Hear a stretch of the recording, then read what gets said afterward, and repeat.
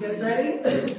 All right, I'd like to call this regular meeting of the Old Lyme Inland Wetlands and Watercourses Commission to order. Today is Tuesday, March 25th, 2025. It's 6 o'clock, and we're meeting in the meeting hall at 52 Lime Street.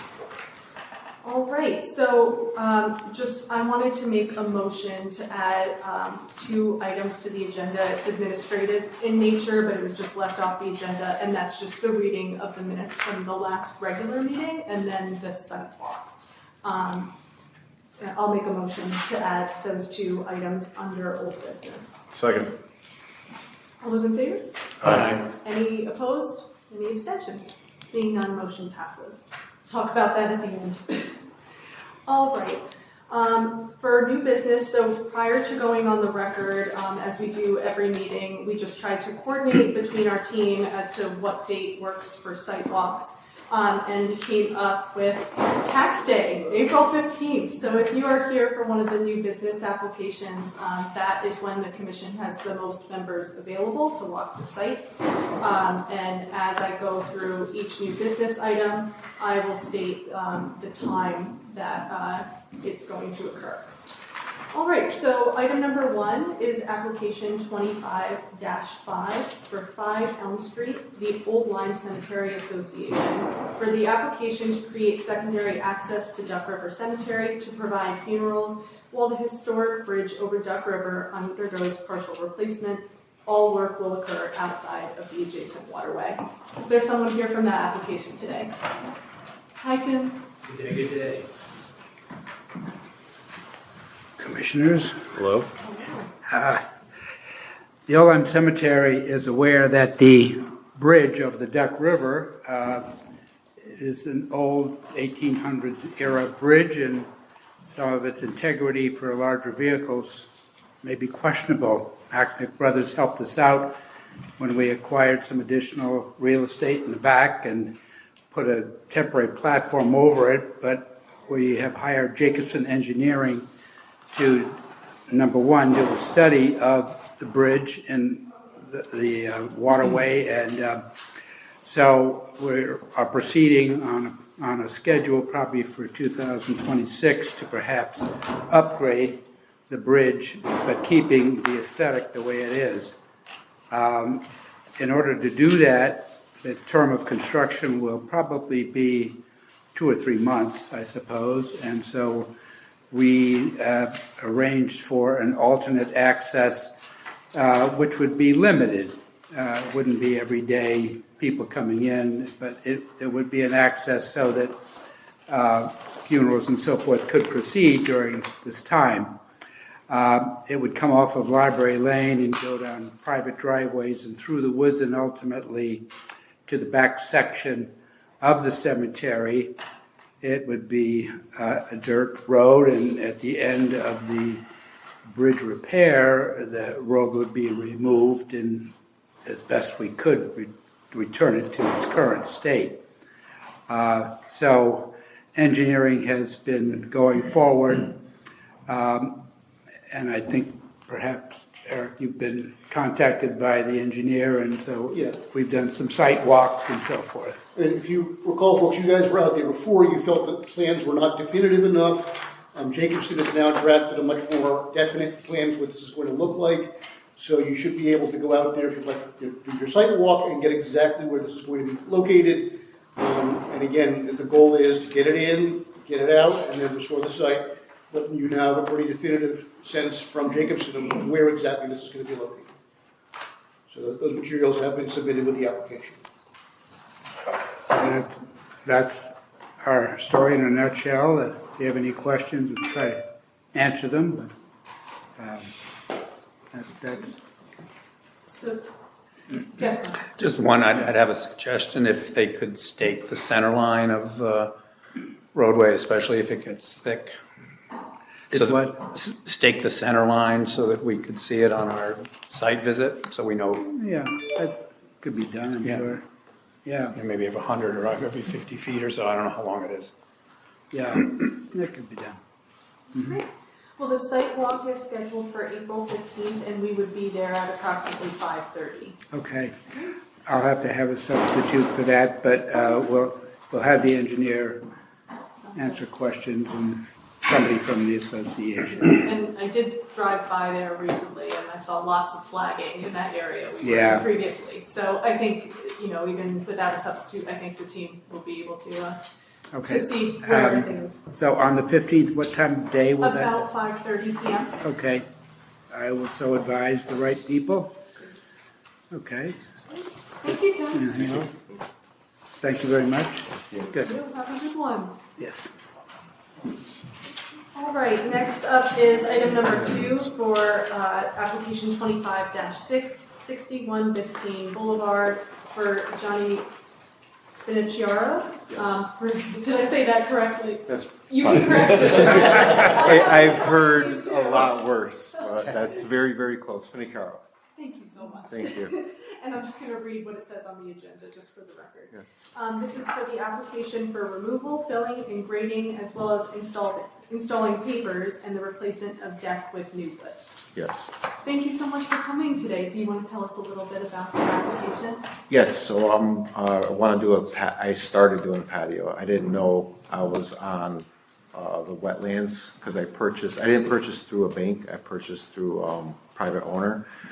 So I started the patio and then I got stopped, and now I just want to finish the patio. But as I was doing that, I noticed my deck is all deteriorating.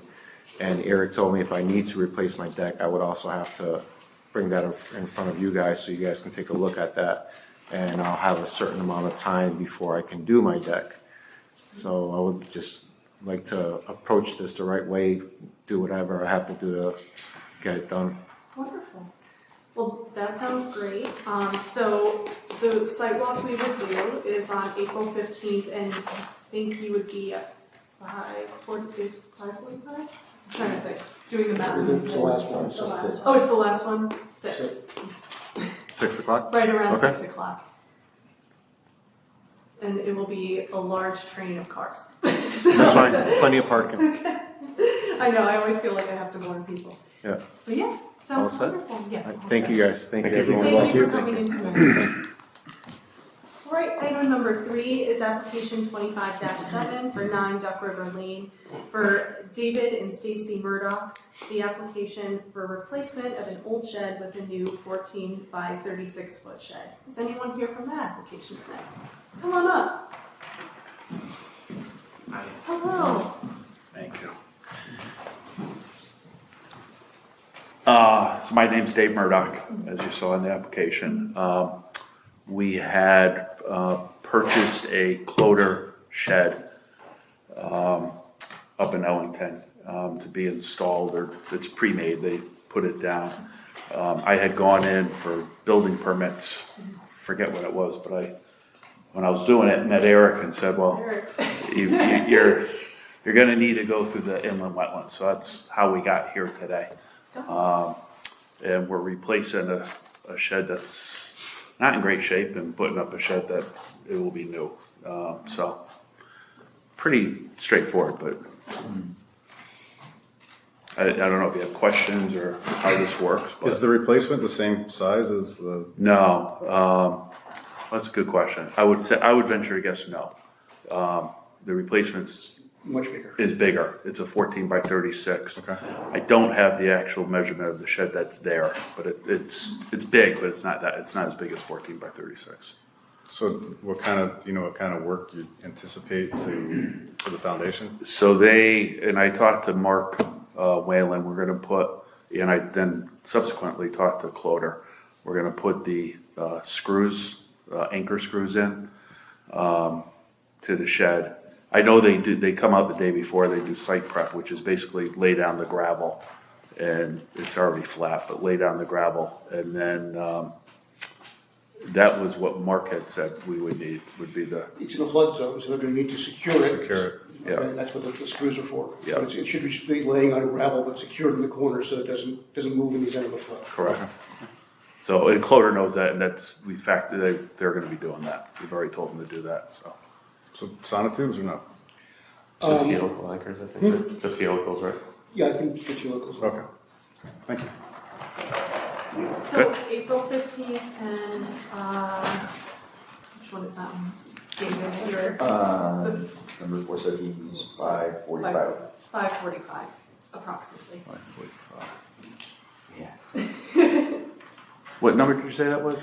I want to make sure I have the right. So so April 15th Okay. at 5:45. Got it.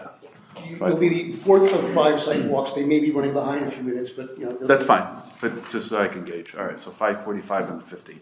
Yeah. Perfect. Perfect. Great. Thank you so much. Appreciate it. Thanks, guys. You're welcome.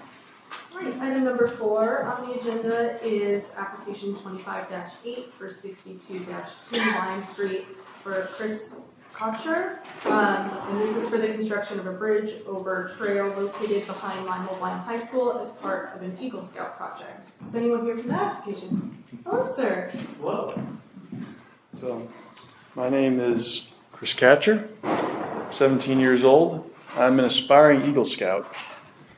So, the general idea of this project is, well, right behind the high school across the street, there's this trail behind it where the faculty and students like to walk regularly.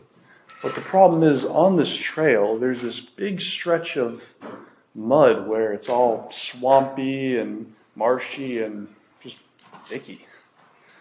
So my plan for my Eagle project is to build a simple bridge that covers this marshy stretch in order to facilitate walking on this trail. That's wonderful. We've seen a lot of Eagle Scout projects here, so thank you so much for coming before us. I know it's kind of nerve-wracking to come in front of a commission with a big audience, so thank you. And does April 15th work for you for a site visit where you can kind of show us where you're going to be building this bridge? Oh, absolutely. Perfect. Okay. What time is that? That's 5 people. You're the first. 5 o'clock. Perfect, 5 o'clock. 5 o'clock, April 15th? Yes, Correct. yeah. All right. Is there an email just so I can stay in contact? You can reach out to me and I'll forward you all the agendas for the Okay. sidewalk. Okay, perfect. So we'll be in the back where the cross-country trail is now? It's right by the soccer field. Okay. Perfect, plenty of parking. Well, wonderful. I think we don't have any questions right now, but really appreciate you coming in. All right, well, perfect. Thank you very much. You're welcome. Have a great evening. All right. The last item of new business is item number 5 on our agenda, and that is application 25-9 at 316 Ferry Road for the Old Lyme Open Space Commission for the application to remove and restore vegetation and use of state permitted use of herbicidal treatments of Phragmites. Is anybody here from that application tonight? Madam Chair. Yes. Although I'm no longer a member of the Open Space Commission, I could give you a brief summary. Before I was on the commission, the Open Space Commission, they had a permit from the Wetland Commission to do mainly Phragmites management, and they're continuing. That Eric told us that the permit has expired, so we're basically going to renew that permit. We've gotten deep permits to do chemical treatment of the frag. We're probably just going to do that and not do mowing this year. But also, we'd like to manage some ailanthus trees within the 100-foot buffer adjacent to the wetland. And that's what I think we're going to show you. Okay, sounds good. Yeah, I think we're very used to seeing the herbicide treatments, and the trees will be added, so we'll just. Yeah, we have the DEP permits for the herbicide treatments for however long the permit lasts, so. Yeah. Perfect, okay. Well, we will see then at 5:15. 5:15. Thank you. I always forget time. All right, perfect. So then the next item on the agenda is just separate for Rogers Lake Aquatic Pesticides treatment. Is anybody here from that application? It's not really an application. You're on notice from the state that they have approved that application of pesticides in Rogers Lake. It was applied for by the Rogers Lake Association. Because it's a state DEP approval, we sort of lack jurisdiction to do much about it, but we are being notified of its happening, and again, if you have any questions or comments, I can relate them back to DEP for whatever that will do for us. I feel like we see these every couple of years. Yeah. particularly with the drawdown this year, I think that they're figuring this was the right time to go in and try and do it, so. Makes sense. Any questions for anybody? All right. We don't have to reach out. Steve. All right. We have an inside contact here. That's true. All right. So moving on to old business. Item number 1 is for 308-1 Mile Creek Road, LLC. And this is for properties located at 304 and 308-1 Mile Creek Road. The placing of material and clearing of soil and brush within 100 foot of the wetlands. I am cognizant, so commission members, our attorney at Casella does have to be out of this meeting by 6:45, as does Attorney McCoy, as was relayed to me. So I just want us all to be cognizant of that. We have about a half hour left with them. We have more time if we need it, so. I don't want you guys to be late for Eastland. Yeah, no. We'll take all the time we need, but if there's any substantive questions regarding the law on our behalf or our attorney, you can relay it to him in the beginning, would be preferred. So I know that at the last meeting we closed public comment. So there is no public comment at this meeting, it's just for discussion. And where we left things last was that Eric had drafted 2 motions. One, a motion to approve, and then one, a motion to deny. And so we've all had time. My name is Judy Varley. I'm sorry, ma'am. No, No, too bad. No, I want to know. I will ask how you to many leave. people with their raised hands I'm are sorry, against you're it? out of order, I'm gonna escort you from the meeting. Oh, well, these people I'm sure are against it. I Most don't of you, care. The public Most of hearing these is. Public hearing is closed. You are out of order, I will escort you from the So meeting. you are telling me that nobody can speak? That's exactly what I'm telling you. So you're telling me that tonight you're gonna announce whether the construction of the overlay is going to be done? This is This is not not about the the overlay, overlay. this is 308-1 Mile Creek Road. I'm not talking about that. At some point, you're gonna talk about the overlay. No, It's not on that's our April agenda. 9th, that's nothing to do with tonight, you're in the wrong place. Oh, I'm sorry. When is the meeting? April 9th at the high school. All right, well, at least we know where we're gonna be then. All right. If not, I leave. okay, so just, we all have the drafted motions for this, and I know we've all had time to think about it. This is obviously a very involved application. We've received a lot of correspondence over the course of the last year on this. I want to thank everyone here for submitting written correspondence that we could go over in the last month, and also for everyone speaking at the public comments. We've definitely taken all of that to heart, and I think that's going to feed some of this discussion today. So with that, because typically how I should set things up, and I usually don't, is that somebody makes a motion, and then we have discussion based on that motion. So given the fact that we've had 2 drafted motions, I wanted to know if anyone had a motion to make that we can then have discussion on. I don't have a motion, but I did write out the list of what I think would address the 6 items. I did print some copies out. If you want to take a look, obviously it's not anything other than just my thoughts. So I don't know if they, obviously everybody's welcome to take it apart or disagree with it or whatever they want to do. Are these, can I just ask, are these like conditions? Yes. So what, if you could make a motion tailored around the conditions, then we can fill in the blanks. Okay. So the motion would be to approve the application with these conditions based on the 6 items.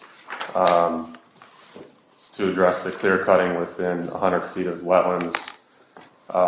In my opinion, the cutting and mowing is not continued and the area has begun to regrow and has begun to restore itself, so I don't think any further action is required on that one.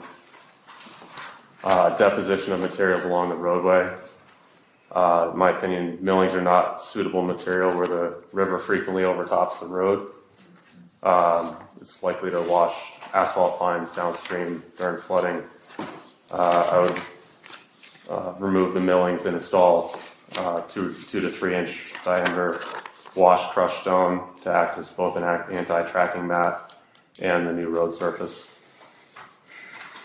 Removal and outcropping of material adjacent to the culvert. Because the culvert has to remain clear to prevent the road from flooding, the wetlands enforcement officer shall be notified via email, so there's a record prior to any debris removal be done with a machine. Work would not commence until approval by the WEO is given via email. The wetlands enforcement officer may request before and after pictures of the work and or an inspection. Placement of the fill and creation of a berm along the roadway. This area was subject to the most disturbance and loss of wetlands. The limits of this area would be staked by Joe Thoreau and added to the survey. Eric Knapp will inspect the staked area to confirm that the full extent of the berm within the 100-foot review area is included. This area would be remediated using the same methods as outlined in Mr. Thoreau's recommended actions outlined in the application. This would be done in lieu of the reclamation shown in the application. Excavated materials from this work would be stockpiled or disposed of outside of the 100-foot review area.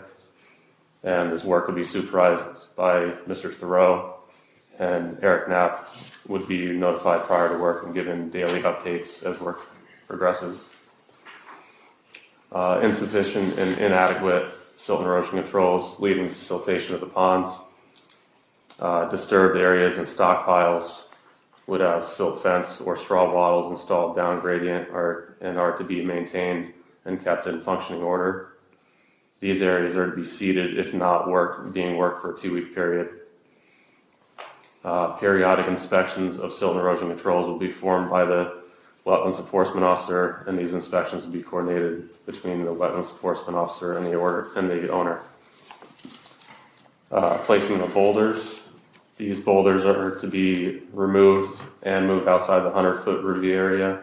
Any boulders that are beyond the reach of the machine without unreasonable effort or disturbance may be left in place. This work will be supervised by Joe Thoreau and inspected upon completion by wetlands enforcement officer. Those are what I have from 10 down. Yeah. The commission finds that the allegations set forth in the intervention dated December 9th, 2024 have not been proven. The allegations contained in paragraph 5 all relate to alleged environmental damages caused by the gravel operation, which is not the subject of this permit. Those allegations should be addressed through intervention in some future zoning application. The allegations contained in paragraphs 6 and 7 all relate to the alleged incomplete nature of the application. These are not specific environmental damages and cannot be addressed through a Connecticut General Statute section 22A-19 filing. And no information has been provided demonstrating damage to obligate vernal species based upon the work which is subject of this application.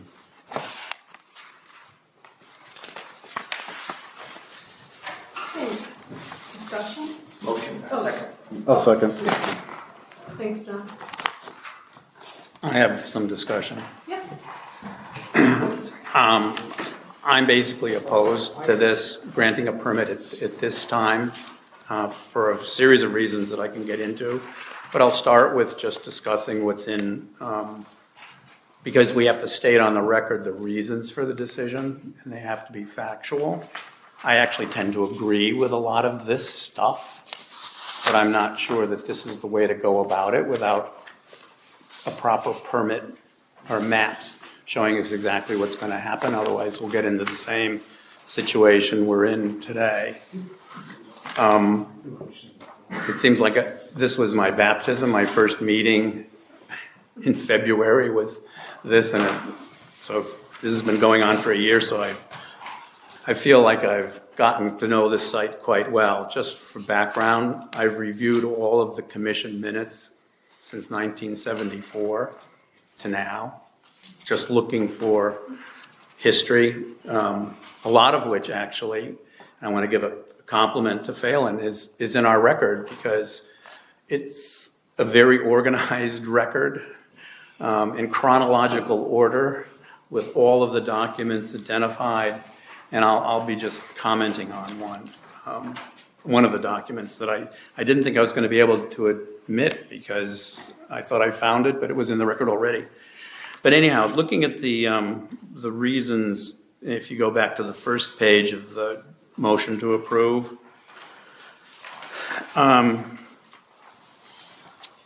there's a conclusion that the application is modified by the applicant is material incomplete.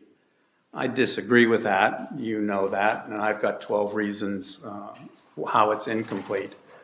I'm not the only professional wetland scientist that concluded that. If you had an opportunity to read I'm going to mispronounce her name, Foloski's, she agrees that the application is incomplete. So you basically have two wetland professionals forming the opinion that the application is incomplete. And just stating it isn't enough, I think, to issue a permit. Moving on to number 3, I kind of agree with Tom about the millings. We've only been to the site twice, probably less than 40 minutes.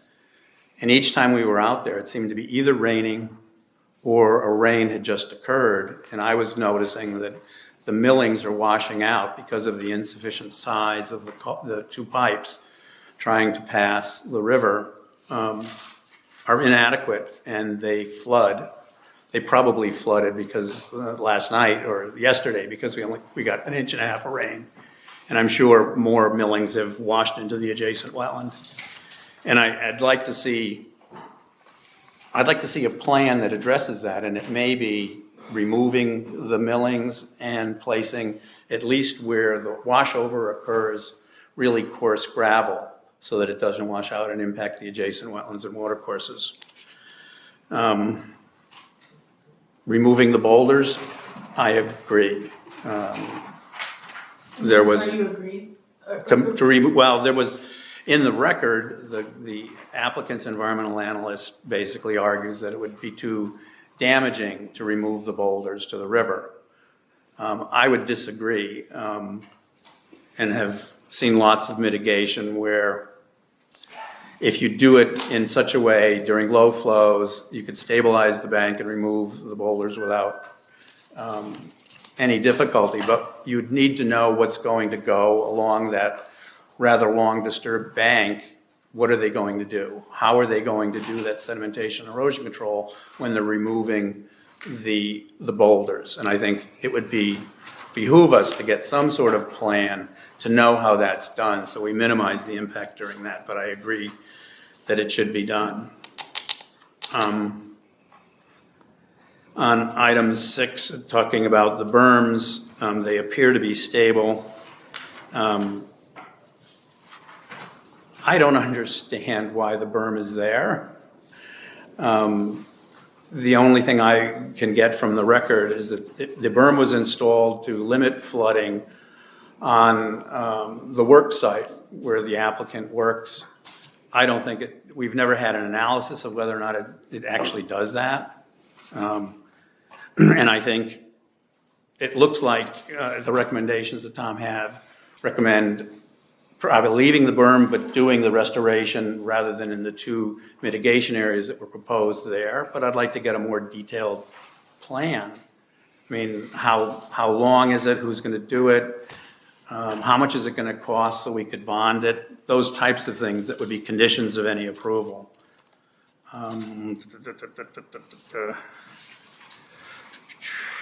On item 8, I think the problem, and maybe some of the other commissioners agree with me, the main problem on the site is just the inadequate size of the pipes. Now, granted, we can't ask the applicant to remove them, but during the review of the record and all of the minutes, and including a set of minutes that are dated, let me see, and these are in the record. They're dated November 28th, 2000. And I think this is probably an old item. It's number 2, and it's 308 Mile Creek Road, gravel operation and status update. There are also some, and I guess because the Laserfish flags 308, when they did a search for 308 Mile Creek Road, these minutes, wherever it was mentioned, got into the record, and that's how it's there. But Heidi Wallace, who apparently was in 2000 at this time, at this meeting, was, I think it was Heidi Wallace was the wetland agent. And she makes a statement in these minutes that a permit has never been issued for any activity on this site in 2000.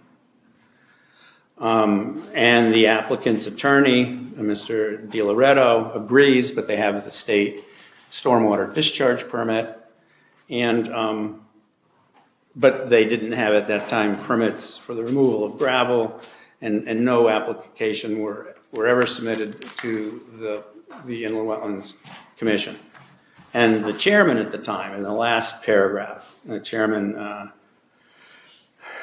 DeGannon, suggests that they submit an application showing where the immediate activity is likely to happen, measures that need to be taken in the removal of the gravel, and also what is required to stabilize and finish all of the areas when that's done. He noted that anything going on in this area is a regulated area and illegal without a permit. And they actually scheduled a site visit for December 9th, 2000. And for some reason or other, that never happened. It was on the agenda, and then it came off a revised agenda. And then from 2000 to 2022, nothing. So this tells me that nothing has ever been approved in the wetlands or watercourses on that site by either the Conservation Commission that was functioning as the Inland Wetland Agency until 2004 when the Inland Wetland Commission took over. And there's kind of a history in the minutes of the former owner even reluctant to come in and talk to that Conservation Commission at that time. And that concerns me. I think we saw what happened when we tried, I wasn't on the commission, when you tried to resolve the violation through a not so great map and promises and conditions, and it didn't work out, and that's why we're here a year later. I don't have to comment on the wetland mitigation because I agree that the wetland mitigation should happen along that 1,300-foot length of disturbed area. But I just think we need information to know what's going to happen. And I admit I was probably the weak one back in February. I suggested that we resolve this administratively through an application. It was like pulling teeth, but we did get an application. We did get a map that probably doesn't show everything that it should, but we did get there. And I think if we deny this application for incompleteness with very specific conditions and that could be indicated on plans that we could review, I'd be willing to issue a permit at that stage. Now, So I you're also, basically saying you want to do a motion to deny using for incompleteness, and suggest that the applicant go forward with the suggestions put forward by Colin. right, and don't forget, we know they have to come back to us for whatever they're doing for deep and the stormwater retention. So, and I don't know that that's been designed, so stuff could come in relatively quickly because we've given them almost sort of the feasible and prudent alternative with Tom's recommendations. Getting it on a map, I think, would be important given the history of this site and failure to do things that we've requested. It would be important for legal reasons to get it on a plan so that we know what's going to happen And they also need their zoning approvals because that permit expired in May. Right, but that's not the subject of this No. current. But in terms of, they aren't going to be able to do very much in this interim if we denied it for incompleteness.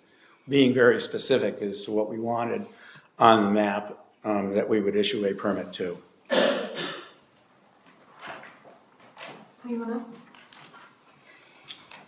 I'd just like to say Eric's drafts were very helpful, but I think they were lacking in some of the things that I wanted to see, and it sounds like it was lacking in what Tom wanted to see as well, because obviously he wrote it out. So I think Tom's motion fills in those blanks. It's not just agreeing to what the applicant has presented. I think we have a little leeway because we are issuing a permit after the fact. So I think we can do these conditions. As far as the berm, I wonder if there's some kind of foliage that could be planted there, because I think a lot of people had problems with the wood chips. I don't like the wood chips. I don't think we ever wanted the wood chips. I think we specifically stated we didn't want the wood chips when there was some work allowed to stabilize the area, and they were used anyways. So I would be in favor of remediation for that, and rather than the wattles or the silt fence, I have to wonder if there's some kind of plantings that we could order to be used, and then it wouldn't have to be mucked with repeatedly with the silt fence or wattles.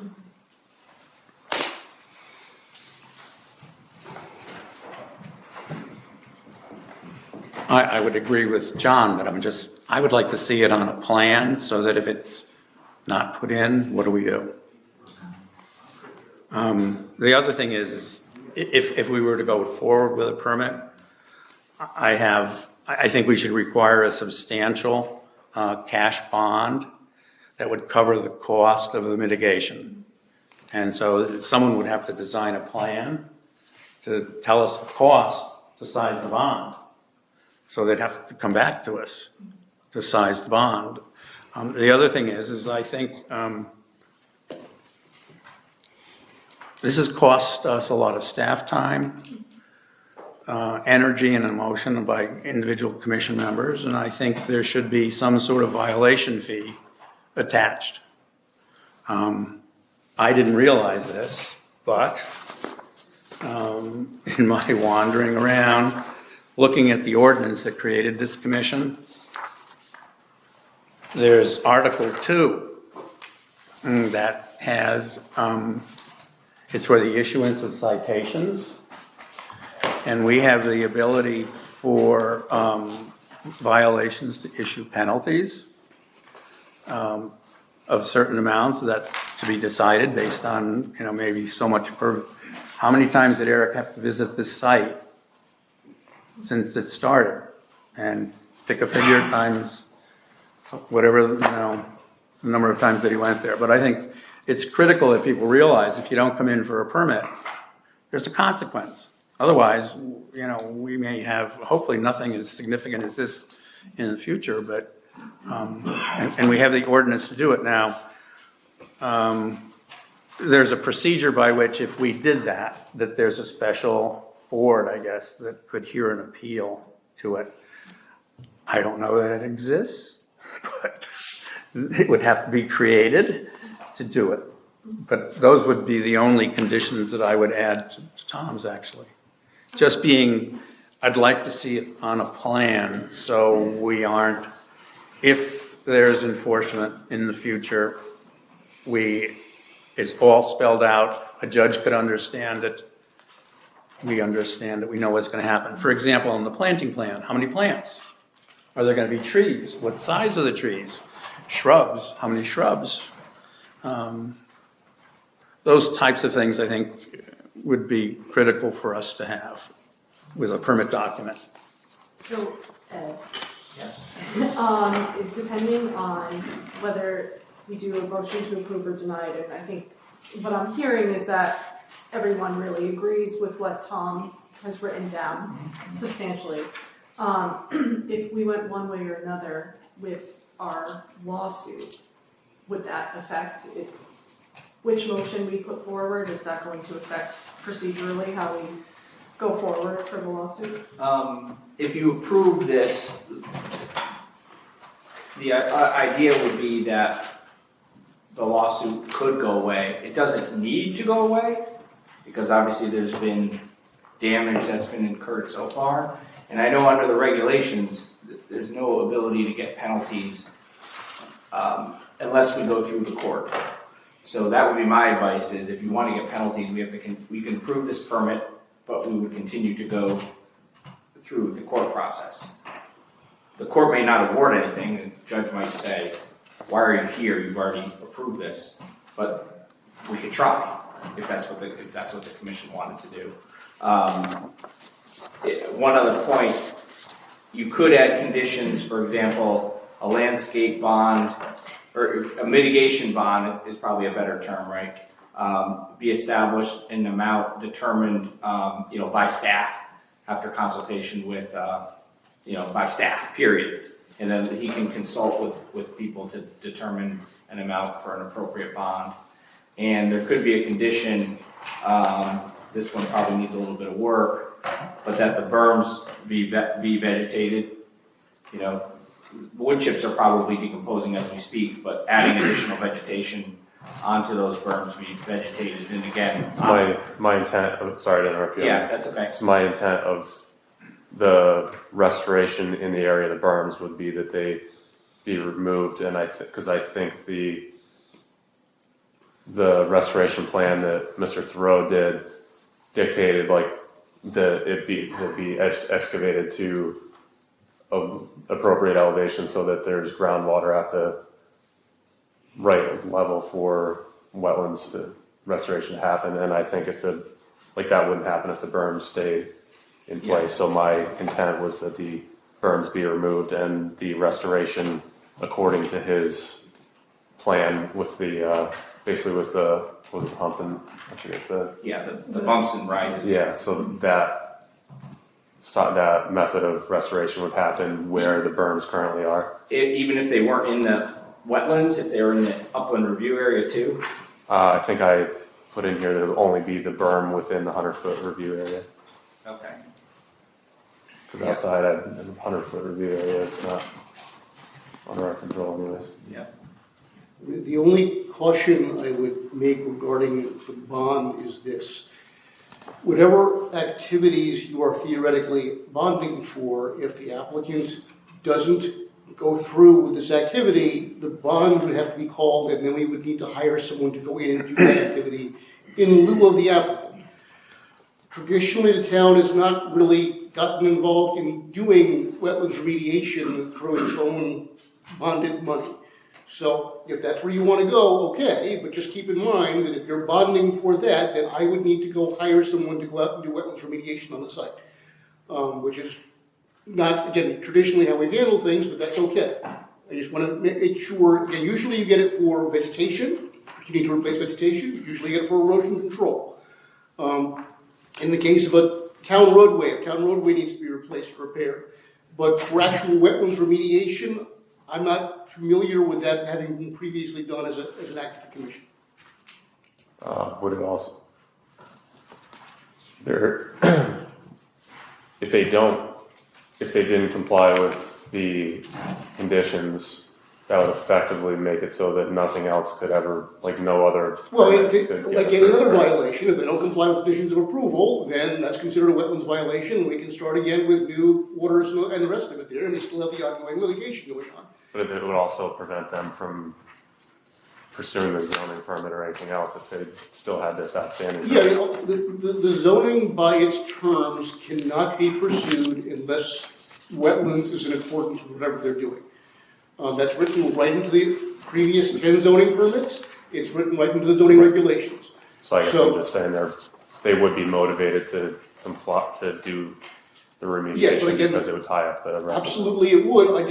I'm concerned that you're going to be creating a bond that obligates the town to go perform wetlands remediation, and I'm not sure that's necessarily where the town wants to go. Okay? But it is a punitive measure, like you said, so. Yeah, and the only thing I would add is, if we got stuck doing it, you need a good plan. What are you gonna put in when, you know, who decides what's gonna put in and how much it costs? You can put in, you know, a 1 gallon tree or a tree that's of, not the size that was probably cut, but, you know, maybe a 2-inch diameter or a 3-inch diameter tree. And there'd be how many of them? That's why I just think it's very important to get the specifics. So Tom, under number 4, we were referring to Mr. Thoreau's plan. Does that Basically, have boundaries? I don't remember.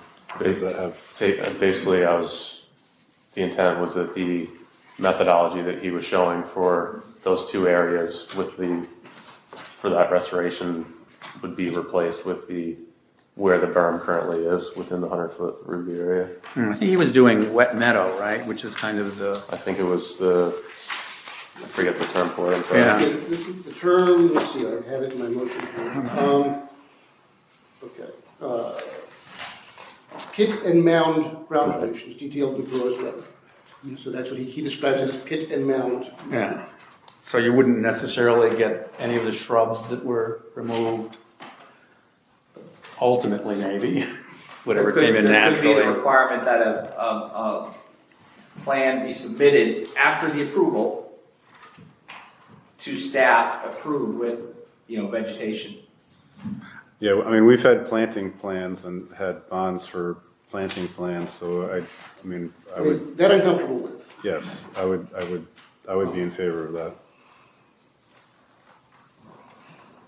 And I guess I would also add to number 4 that any excavation would be encircled with a turbidity curtain to keep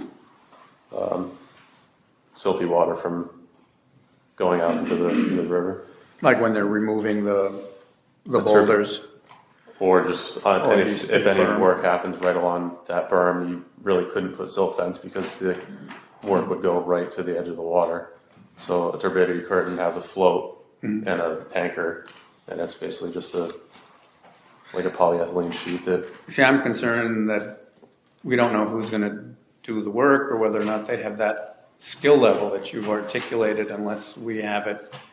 I would be shocked if it wasn't the owner doing the restoration. I know. I think there's a requirement that Joe Thoreau be present, so, and he monitor it. Right. And obviously Eric be notified. And, I also don't think we can dictate who does the Yeah, work. exactly. Further, We can proposed motion, I would be getting daily reports regarding what's going on there and maybe making periodic visits. So if things were not going according to whatever the plan was, we would know about it pretty quickly. And we can add a turbidity curtain as part of the condition. Any other questions for me, because I do have to run. The You, only final statement, well, yeah, you can ask a question, but I want to, if you decide to remove the litigation at this point in time, include number 6, that the cease and desist order be lifted and be of no further effect, and that the litigation be withdrawn. If you don't, we'll hammer it out with them. so we heard what a yes vote could look like. Can you just review where we would be with the denial? I think the deny is the motion, the draft motion to deny is, and then we're in court. And again, Mr. Aurelia has provided additional reasons why the application could be deemed incomplete. Yep. And we could incorporate those into a motion to deny. Again, the one thing that, however you do it, and again, I sort of concur with Ed on this, you need to make sure that you address the 22A19 intervention. I personally don't think it was proven. We did not hear evidence from the intervenal regarding that. However, you're the commission, you're the finders of fact, but you do need, in whatever the motion is, to make some finding regarding the 22A19 intervention. So in addition to going to court, in the interim, the applicant could submit another application. 100%. By the Right. time we get a hearing on this in New London, it'll be So- more than enough time for a So resubmission. meeting. theoretically, we could be doing this all over again and have a result that looks very much like this. Exactly. Okay, thank you.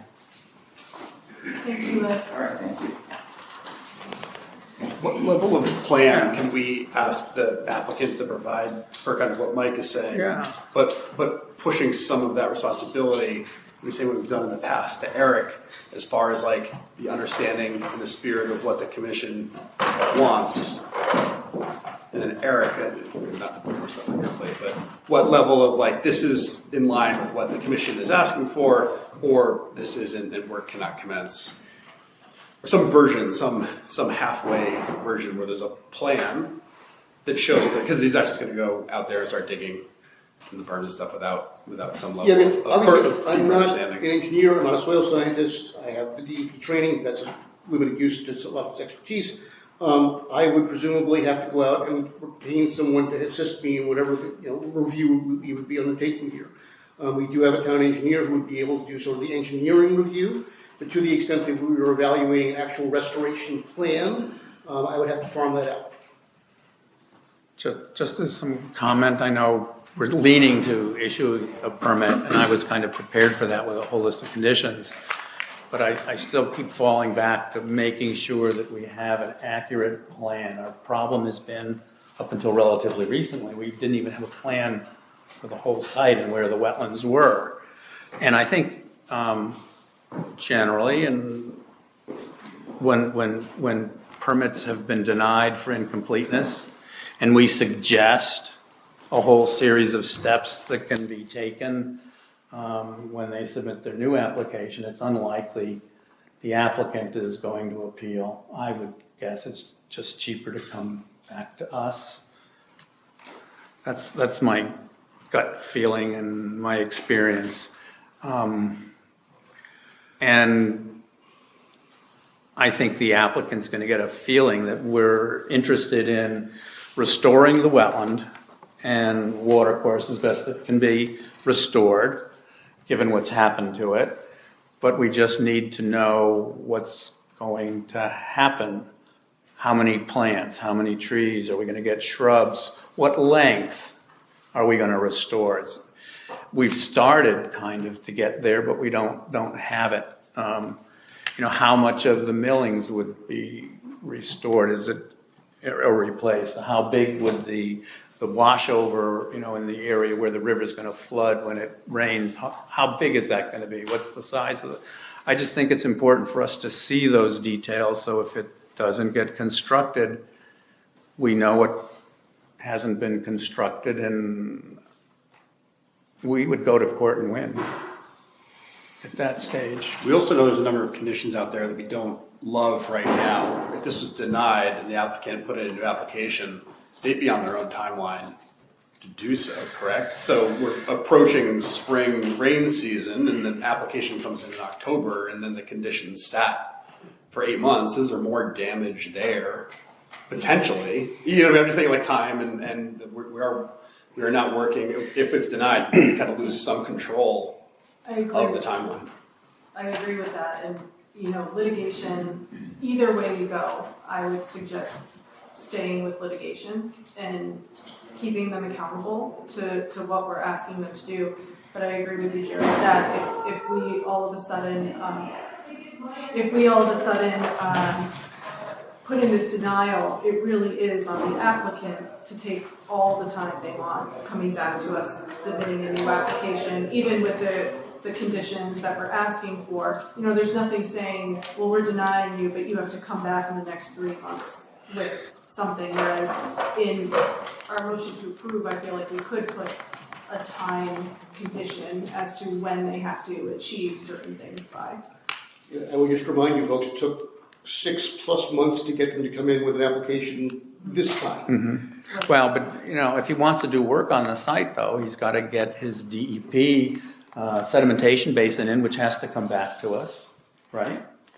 I mean, that's what we've been told. He didn't seem to be in a hurry last time. Yeah, so. I'm saying he did not seem to be in a hurry last time. So. Yeah. We need to get some for a while. Because I know I was the antithesis of you, Michael, where you wanted to wait for the application, and I was like, go straight to litigation. I know I'm an attorney and I'm very comfortable going to court, but that I know many of the people in the audience remember me saying, you came to us for forgiveness, not permission. And this is the second time it's happened. And so I'm done. I'm still done. I've been done for a long time just because this is the second time this has happened. And I really do want to hold him accountable into a timeline. And I feel like if we do a motion to approve with conditions, however they're spelled out, and we keep the litigation open, we don't withdraw it, I think we'll get farther in seeing the remediation done to this watershed that's so important to the ecosystem of the area, to the people that live around it, and just really making the property owner accountable to our commission. And with the potential like addition of a condition, that there has to be a plan submitted to Eric and in acting as the enforcement officer. Yeah, So it's not an arbitrary start and start kind of cranking through these conditions. It is a calculated and request, like essentially there's an approval function through Eric before that starts. You can certainly give a timeline of when that plan must be submitted by. I mean, obviously it can't be tomorrow, but if you want to put a timeline of within 30 days, 60 days, whatever that number looks like, plan shall be submitted consistent with conditions of approval. That at least gives you sort of a starting line to work from. If you don't have the plan by that date, then you know they're in violation. If you have the plan by that date, we can then sort of take it from there, and I can certainly update the commission as we know more. And also just one more thing to Ed's point of if we go to court and we're like, oh yeah, we approved it, everything's going smoothly, like the judge would be like, why are you here? So if we are cataloging, if there continues to be violations, things are missed, like that's something that is a litigation they can certainly consider going forward. But I think putting these conditions in place and really honing down on a planting plan to bond everything, I think that's a good way to proceed. These conditions with like a plan within maybe 60 days or some appropriate time. I don't know what I'm just saying like timing it out, what's appropriate. But I agree, I think there should be a limit. We should start to establish timelines that trigger consequences. Yeah. Immediate placement of another cease and desist order in the event there's no plan. I think one thing in the applicant's favor is that he already has a lot of experts. He has Joe Thoreau that could provide a planting plan probably pretty quickly. So to me, 60 days seems reasonable.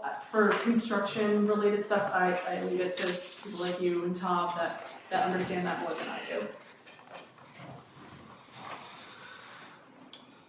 The bond, can we talk about that real quick? We've done one other during my time here. It was on Ferry Road. Ferry Road, yeah. And I don't know if it was Eric or Ed, but as far as establishing a value, we have to do that tonight. You don't have to do that tonight. No, it would be based on it'd be based on the restoration plan. Percentage. Almost invariably, bond figures are set by giving it to the staff to go solicit a figure from your expert on. So usually it's the engineer. Somebody comes in and says this is what the number looks like. So no, the commission doesn't usually set the amount of the bond on the date of the approval. So we should leave here in theory taking action and not establishing a bond amount. Well, you can establish that there will be a bond and an amount to be set by. We can say it shall equal 10%. 10% or whatever the value is we want. Yeah, or bigger. 50%. If we, it should be large enough. Granted, I don't want to do it. Well, to Eric's point, in theory, the bond is there because it would cover the cost of the town having to do the mitigation, which is probably not an ideal road to go down regardless of how this moves forward. Just as an aside, and Rachel, you may know this. I think there's a bill proposed in the legislature to allow the state, at least, to start to create wetland mitigation banks for primarily work by state agencies and things. So there will be people that will be able to do these mitigation plans, and there are lots of firms that can oversee them and or implement them. So I don't know, so long as we had the money to do it, I don't know that we would have to supervise it. It would, or if we have the money, we'd hire someone to do the mitigation plan. So, if we could shift gears a little bit, in regards to number 2, deposition of materials on the roadway, I'm highly in favor of that because there was a lot more than just road millings. There was a lot of junk in there, so I'm highly in favor of that. But that's just kind of a bit of a gray area. I think we need to establish the distance And, starting and ending point, do you want, or to be determined by Eric upon inspection to see.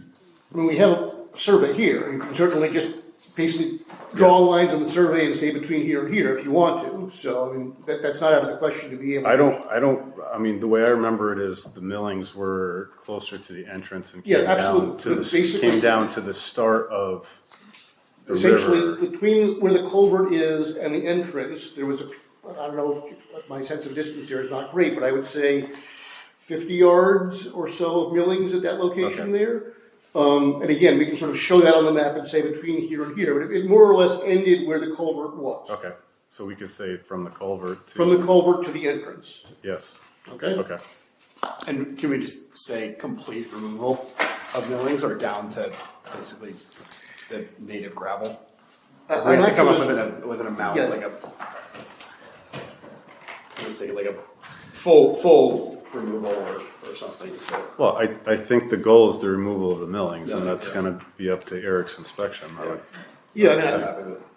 I don't think there's anything native there. Yeah. He's been putting layers on, they've been putting layers on that thing forever. So you're not gonna get down to native anything. But if we can just say full removal of the millings and replacement with, and again, I'll sort of rely on Tom's language there for that.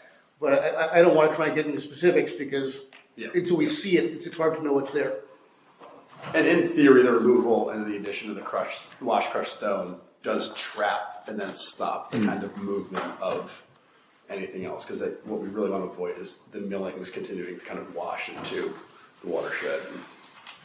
Yeah, I'm afraid that the pipes are so small, God forbid we should get a storm like they had in western Connecticut and Monroe and Newtown. That was like a 1,000-year storm. That whole road's gonna blow out. I don't think there's anything we could reasonably do Yeah, we to can. work around that. It would be Yeah. Put $1 million a highway bridge, it's not probably gonna work. But it's also emphasizing the importance of needing to keep the culvert clean and his constant communication with the commission and you in the event that there's any type of, Yeah, I mean, wash, material that starts to be deposed or beaver activity or whatever it is that We- might impact clearly- the flow. the applicant seems to have a strong incentive and desire to keep the culvert clear. Again, as has previously been mentioned, if he does it by hand, I think the need for me to sort of be there supervising whatever else is limited. If he goes in there with machinery, we have video evidence that he did go in there with machinery at one time, at that point I need to be notified ahead of time so that I can come down and make sure that it's going properly. So yeah, I think that certainly the commission is free to do what they want with that, but to the best of my observation, the applicant has been attempting to keep the culvert clear, just because obviously if the culvert's not clear, it overtops this road and he can't get there. So he seems to be on top of that as best he's able to do that. So I'm not concerned that he's gonna deliberately let the culvert get clogged, but we do need something in there that just indicates that if he goes in there with machinery, that the wetlands officer should be notified and come out for a reinspection at that point in time. So we've got a motion on the floor, it's Tom's motion. Are you, and there's basically 3 points that we're talking about amending here. Are you willing to amend your motion? Yeah, And absolutely. address those? So And move forward. I mean, we can add language saying complete removal of the millings. And the parameters, right? Yes, from From the entrance to the culvert. To the culvert.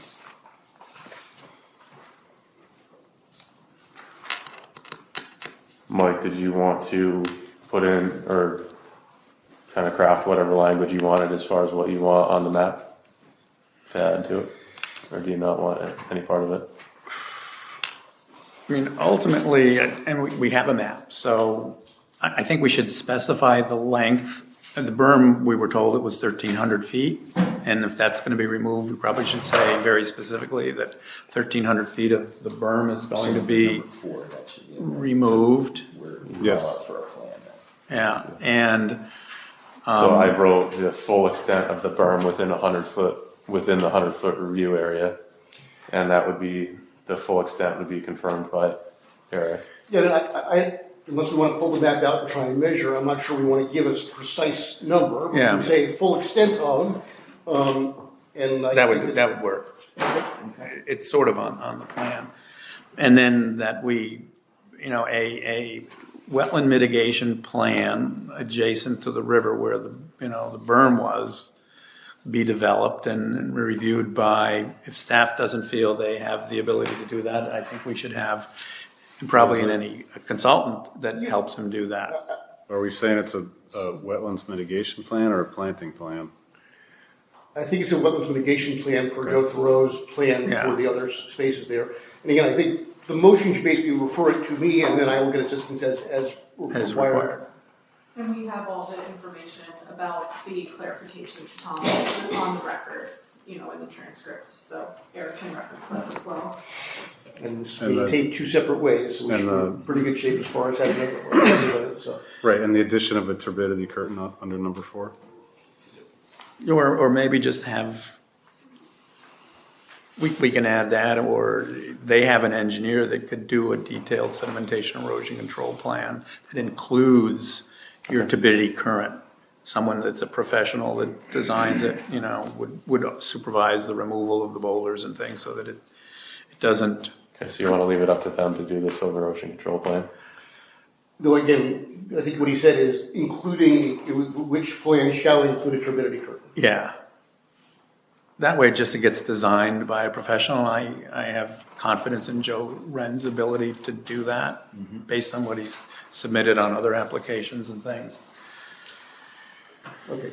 In talking to you previously, Michael, you had indicated when the boulders were removed, you had certain stabilization methods you'd like us to do. Well, the silk curtain helps, but then some of these, they use coy logs, so they could just, in the I'm talking areas. about the boulders in the water. You Yeah. can't use coir logs, you have to use a turbidity curtain, because that's the only thing that you can use control. Yeah, but once they're removed, you're gonna have a shore that's gonna have to be stabilized, and so wherever the shore is, that's where the. I was talking more like during. Yeah, during I know. It's sort of, because we want it to be stabilized as quickly as possible after the boulders are removed, and maybe specifying doing it during low flow periods would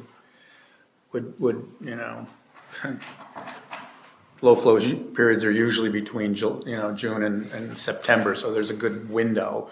Save thunderstorms. I mean, you've got to deal with. Well, But again, we could say a plan is required, submitted to staff for approval. To include method and stabilization. yeah. I think you can clarify that boulders are removed and the area is stabilized. Obviously, we don't want the boulders put in the 100-foot review area. I put that in there. Yeah. Okay. This is outside 100 foot. Yeah. And then the bond to be determined by staff.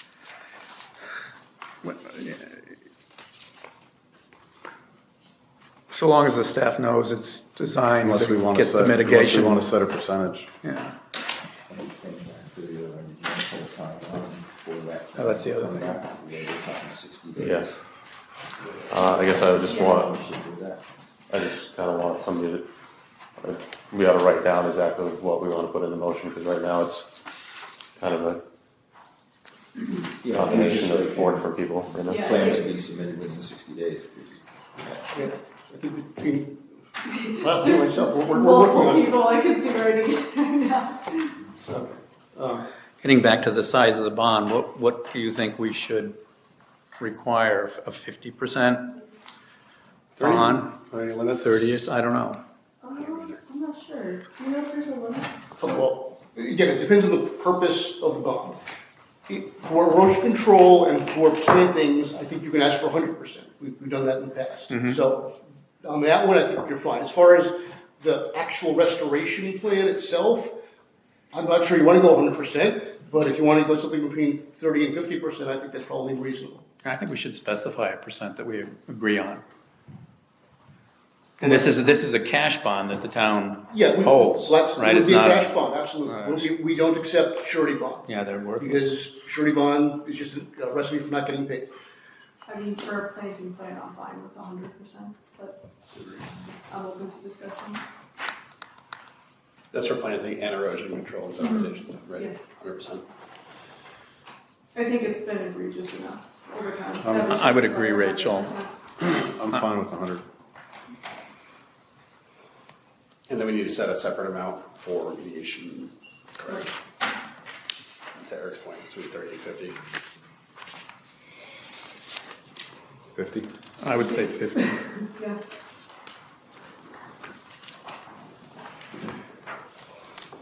Now, I know our attorneys suggested we could only get the fine through court, but I think there is the local fining process that we could try, and Well, I'm with the lawyer. That's what he's here for.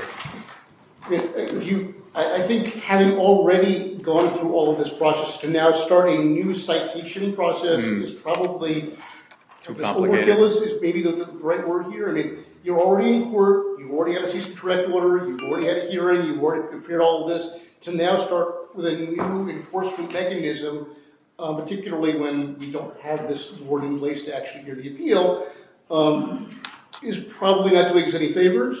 Again, if you do want to try and collect fines, there is the enforcement case. I guess if nothing happens in 60 days, we could consider it.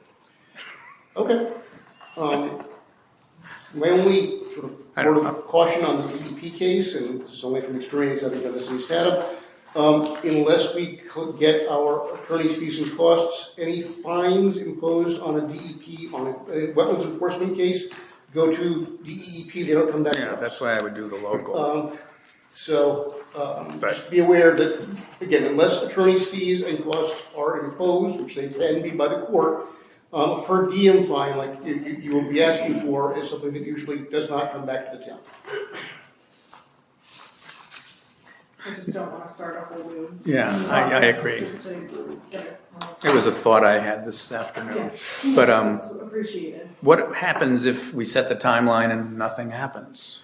Then we're just in court? It's in court, yeah. Okay. Well, and again, it is sort of a new, fresh violation. Yeah. I mean, their options are two. Their options are appeal this decision to court, which they can do. If they do not appeal this decision to court, they have agreed to be bound by all of the terms and conditions in this motion. Therefore, failure to comply with any of the terms and conditions in this motion constitutes a fresh violation of the regulations, which gives us the right to, again, amend our complaint in court, issue a new cease and correct order, issue citations, do all the things that we would need to do for fresh enforcement.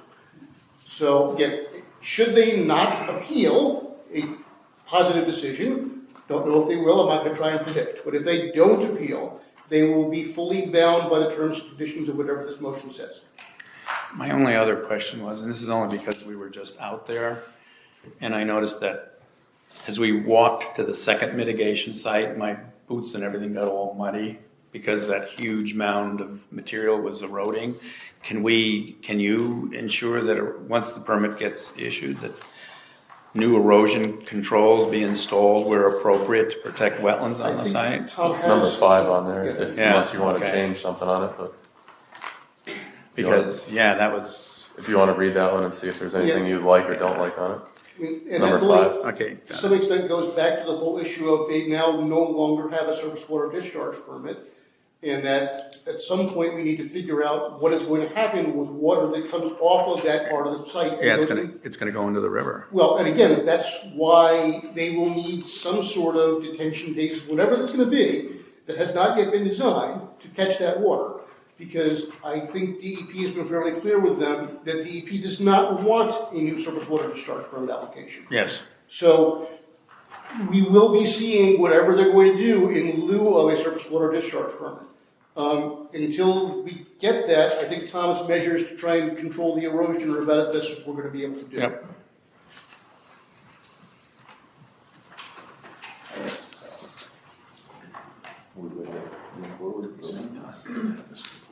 And we're 60 days for Yeah, what was the submission time, to the did we plan? decide the time, 60 Yeah, days? 60 days, I think, is reasonable.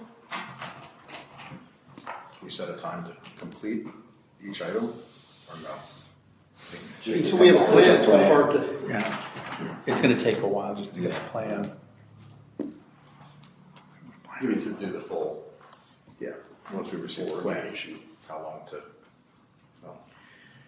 Well, I mean, obviously, if the plan comes back and it looks like it's completely unreasonable, I'm gonna be reviewing it with experts, and we're gonna come back and say, no, we don't agree, or whatever it's gonna be. And I don't expect that their plan is gonna be the final word on the subject. I think their plan may be sort of an opening negotiating position on their part, and I'm gonna come back with my version of the plan and say, no, this is really what we want, and here's why. So, their plan, I don't think, is the final word on the subject. Their plan is sort of, again, I guess it's gonna be an opening bid on their part, that we're gonna have to come back with and press back against. Eric, do we have readily available consultants that can help us that you know or I- the town I- uses? I have 2 or 3 people in mind, I think would be Okay, happy to help that's us great. on this, okay? So yeah, we don't have anybody sort of already retained, but I know Jacobson's office does work with certain wet soil scientists, and again, I'm guessing if I called Rich Snarsky and said, Rich, would you like to help us out on this, he'd be happy to help.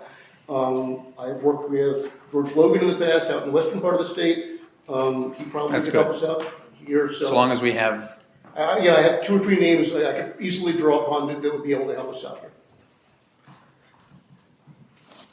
now, because our regulations allow any cost that we have to charge the applicant, is that gonna happen? Well, we didn't ask for that originally as part of the application fee. That We should certainly- have a We consultant didn't, for but I mean, us. certainly, any new application that comes in, we will certainly be collecting fees on. I'm not sure we're able to do it now, sort of at the end of the process here.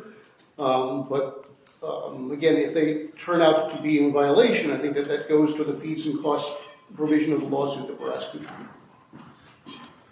I think with the bonds we're requiring, I'm satisfied at least for now. Okay. That's gonna be a big amount of money. Yeah, I don't see the consultant being super expensive just to review But whatever it plans. is, it is, and we have money in the budget to pay for that sort of thing. So Yep. we will pay for it out of our budget, and we will set the bond, at whatever they set the bond for, and we'll see where we go from there. So I'm comfortable, I mean, that's why we have a budget for this sort of thing. Again, in the future, for an application of this sort, I think we should ask for the money up front. Up front, yeah. But we're not there on this application right now, so I think we should have to go with where we are. All right, so we made some amendments. Can we let's finalize go what the through them. amendments are and go through it? I have, for under number 2, I add completely remove millings from the entrance to the culvert. That's a change on that one. For number 4, at the end, I just put in the turbidity currently used to control silt and erosion in the river during work. Restoration and planting plan will be submitted to the Wetlands Enforcement Officer for approval within 60 days of this motion. A silt and erosion control plan will be included in the submission. And that's, And you wanted the berm removed to the full extent? yes, that's in there. Okay, and in number 6, I have that upon removal of the boulders, the area should be stabilized. A bond should be set by staff. It will be 100% in the case of plantings and erosion control, and 50% in the case of mitigation. Yes. And let's see, 60 days. 60 days to submit a proper remediation plan for the site. And then we still have, from the last time, Tom read out loud, the intervener. Yeah, we also need to, again, per your original motion, the intervenor language that Ed gave to you to read into the record as well. Am I reading that again, or is that? No, that's- was part of your original motion Yeah. for Ed. And just because Ed mentioned it, we are keeping the litigation open. I don't know if that has to be part of the motion, but. It doesn't. I mean, if you were withdrawing it, you should say that. But if you're not withdrawing it, then just leave it out of the motion. So am I rereading this, or are we? No. We're not gonna torture you. We're just saying, you agreed to make these amendments. The second, I guess it was you, John? Yes. You concur with the amendments as proposed?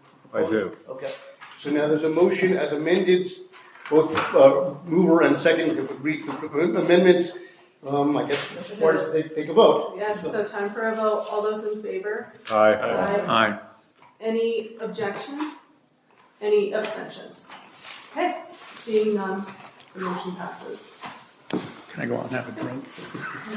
Close, soon. Great.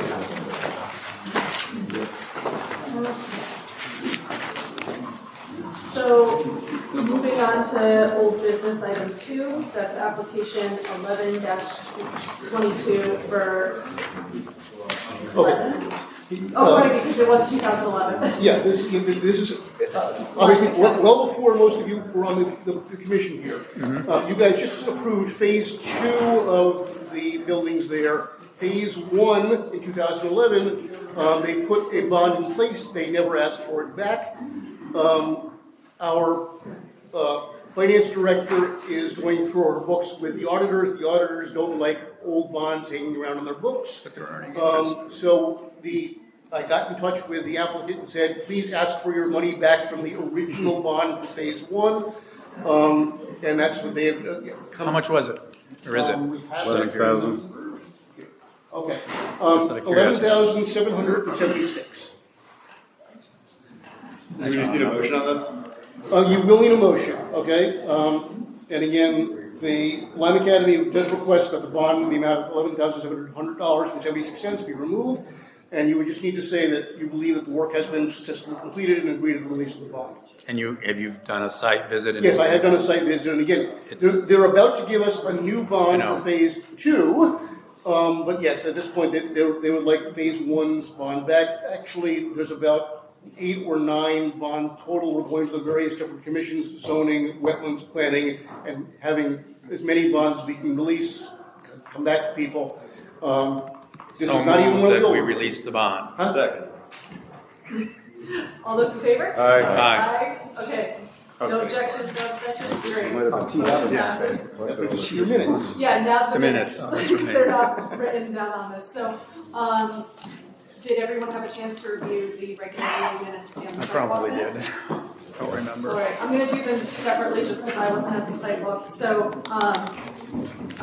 do I have a motion to, well, I'll make a motion to approve the last regular meeting minutes, as written. Second. Okay. I think Michael got you first. So, all those in favor? Aye. Aye. Any abstentions? Any objections? Seeing none. All right, and then the sidewalk minutes, I would need somebody else to make a motion I'll on make a that. motion to approve the sidewalk minutes as stated. Second. Thank you, Peter. All right, all those in favor? Aye. I'm gonna abstain. Any other abstentions? Okay, thanks, Tom. All right, passes. Thanks, everyone. Oh, man. I will make a motion to adjourn. Oh, yeah, that's it. Second. Second.